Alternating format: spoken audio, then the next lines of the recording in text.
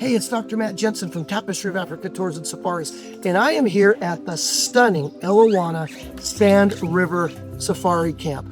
This is an amazing property for so many reasons, one of which is its private and more exclusive location. There's only about 2 camps in this entire area, which is located on the banks of the Sand River in western Kenya. In fact, if you could see just over the banks of the river behind me, you'd see the mountains of Tanzania.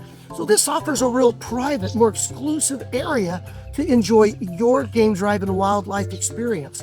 But I'm just touching on the edge of everything that they offer. For example, your laundry is done here, included in the price, all the meals, all the drinks. And if you want a game package, they will take you on all of the game drives themselves and be able to give you all kinds of other wildlife experiences. Every one of the 16 tents face the Sand River, and you'll be able to see wildlife while sitting on your own private deck overlooking the beautiful river.